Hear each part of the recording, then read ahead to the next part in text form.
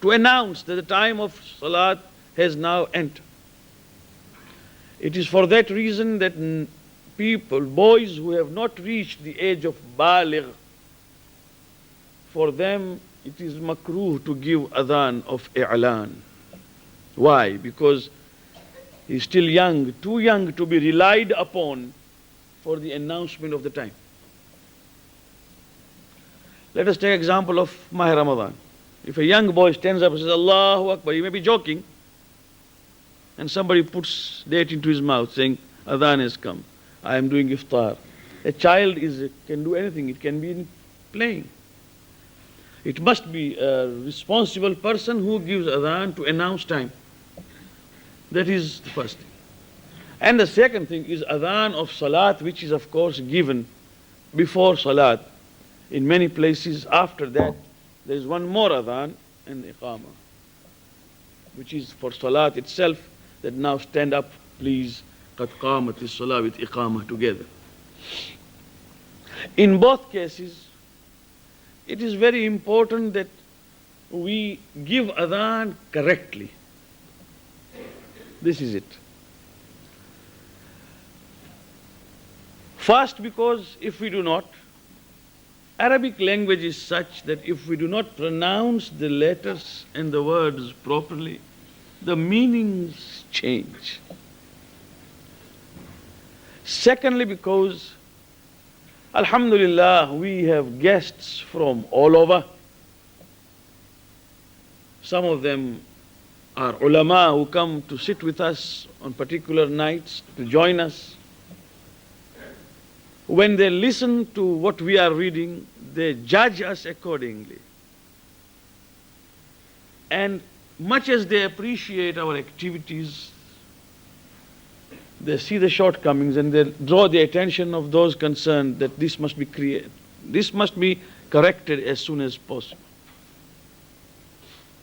Thirdly, those boys and girls who have put in an effort to pronounce correctly have succeeded. Alhamdulillah, they do very well. So why can't the others? There is no such thing that we cannot pronounce. So let us say, although this, which I am going to say tonight, is not going to be sufficient, because we have to sit together and teach. And those who like to learn, whatever be the age, he may be even 60, 70, he wants to learn, he can learn. Adhan can be learned, proper adhan, so that what we say is meaningful and is correct. Allahu Akbar, it is not jaiz to elongate and protract that Allah more than 4 movements. 4 alifs. Allah, Ahu Akbar. That means normally Allahu Akbar is enough. More than that, Allah is musical and not jaiz. It may be someone has got a good voice and all that, but when it enters the area of tarji', where the voice goes forward and comes back, then it is not jaiz, it is musical, it's just like singing. Now it seems sometimes people, when they begin with Allah, they can't stop. That alif has gone beyond control now. And he does not know where to stop, so it goes on and on and on and on. It has got to stop somewhere. Not more than 4 movements. And it is Allahu Akbar and not Allahu Akbar. If you listen, you'll find many say Allahu Akbar. It is not Allahu Akbar, it is Allahu Akbar. And it is Allahu Akbar and not Allahu Akbar. That bay, when it is given very long, alif, it means a drum. And the meaning becomes Allah is a drum. Astaghfirullah Rabbi wa atubu ilayh. Allahu Akbar.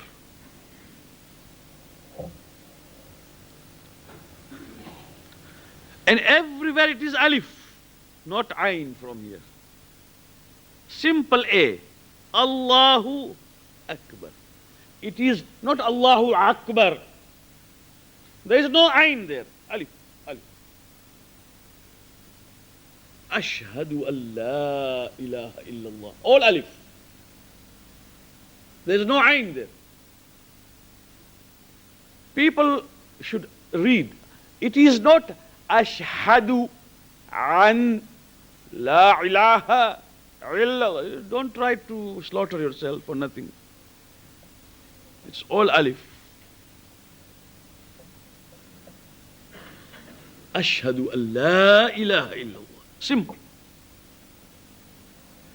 It is alif because if you say ashhadu an and put ayn there, in Arabic sometimes putting ayn would mean you are giving witness against that Allah is one. Shahadatu an. We are giving for, not against.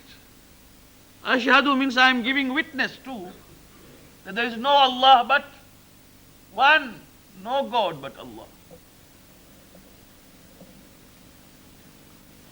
وأشهد أن محمدا رسول الله محمدا رسول الله. And in Amir al-Mu'mineen also there is alif, there is no ayn. Amir al-Mu'mineen is not correct. It is Amir al-Mu'mineen, simple.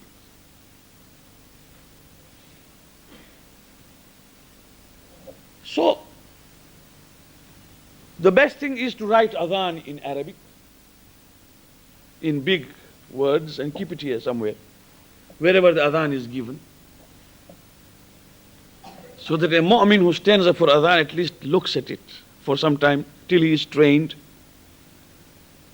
and sees where there is alif, does not strain, and where there is ayn, pronounces correctly, where there is hay. For Muhammad there is hay. For Ali, its name of Imam, there is ayn. But for Amirul Mu'min, there is no ayn.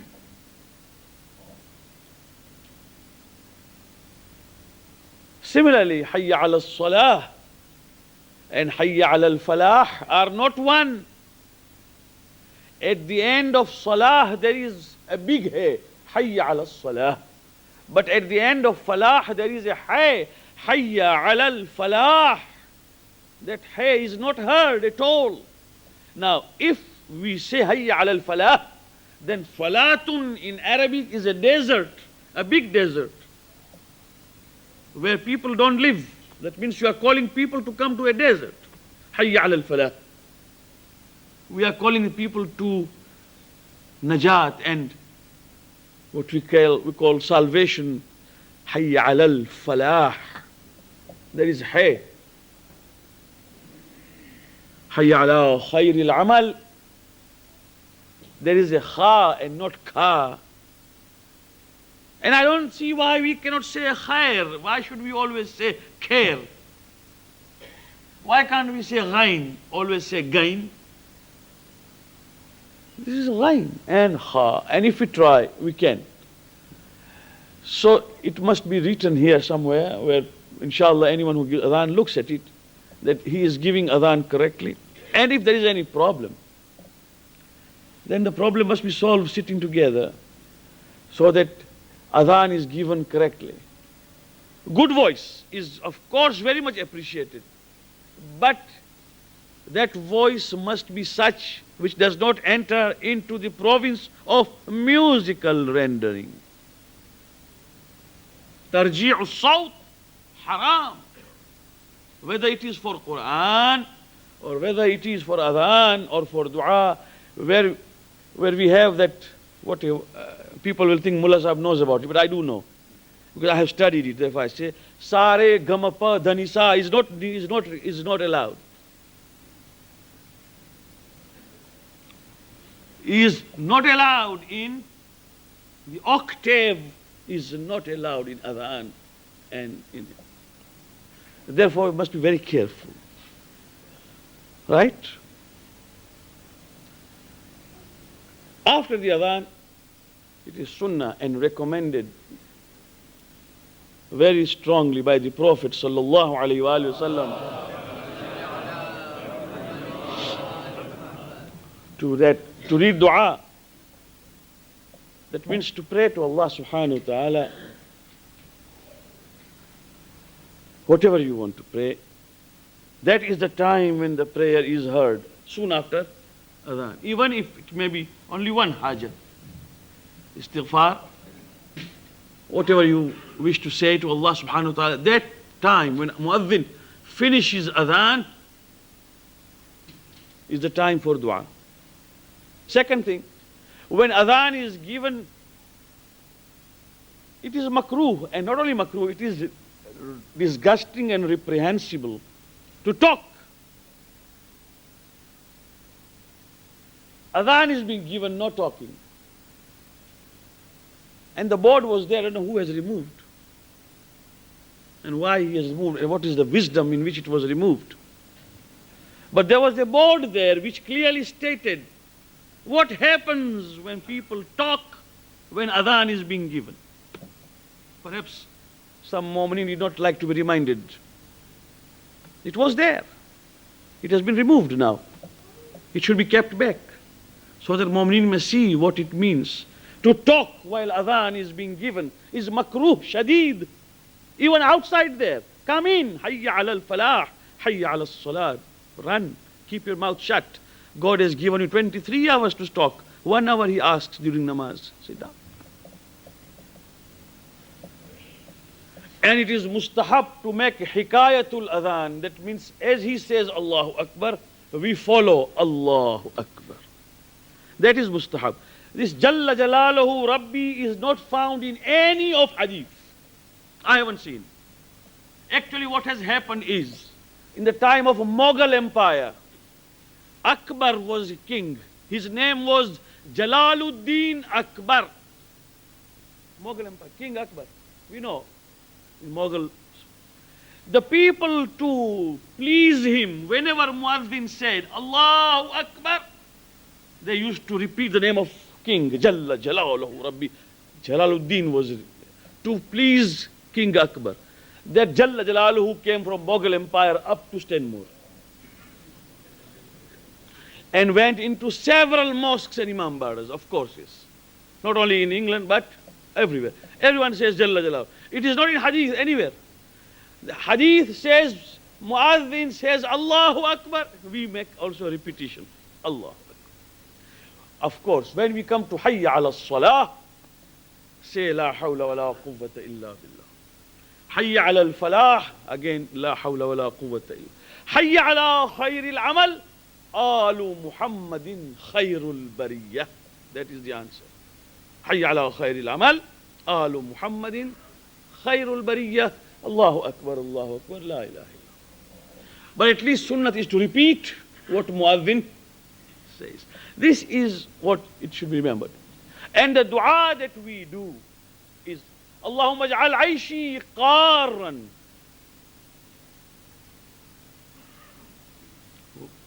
wa rizqi darran wa amali sarran wa awladi abraran waj'al li 'inda qabri nabiyyika Muhammadin sallallahu alayhi wa alihi wasallam mustaqarran wa qarar.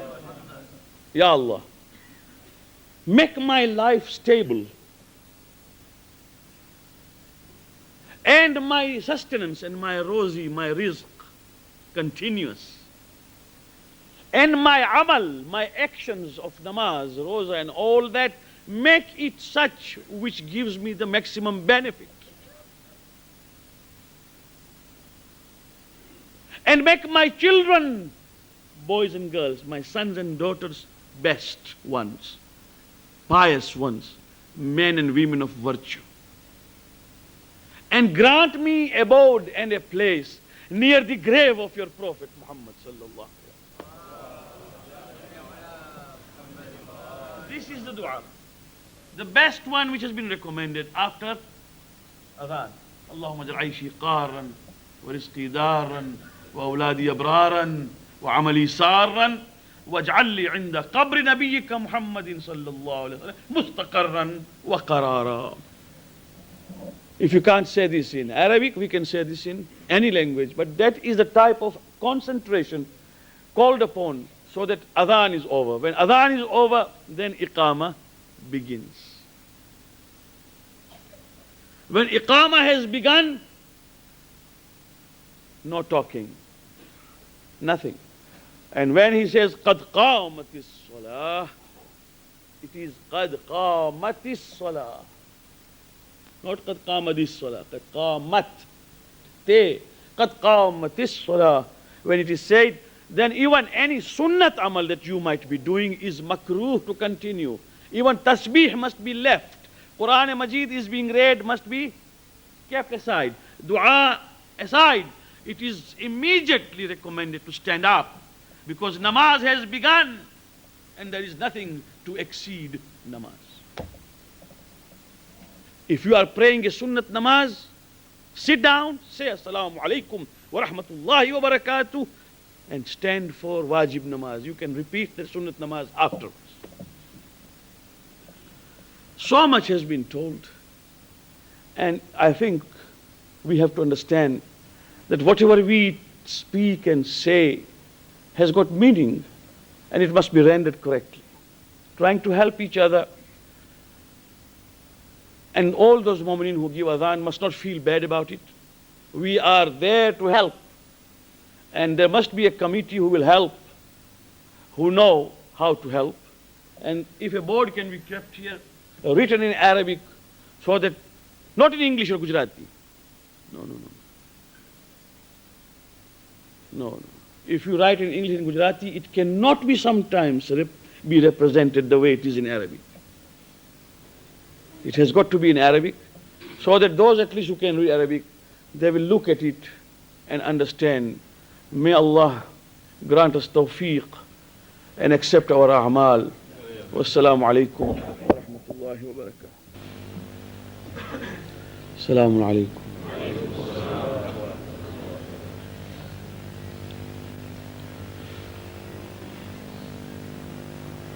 Yesterday we were discussing about Adhan. Today, I think certain aspects of Salat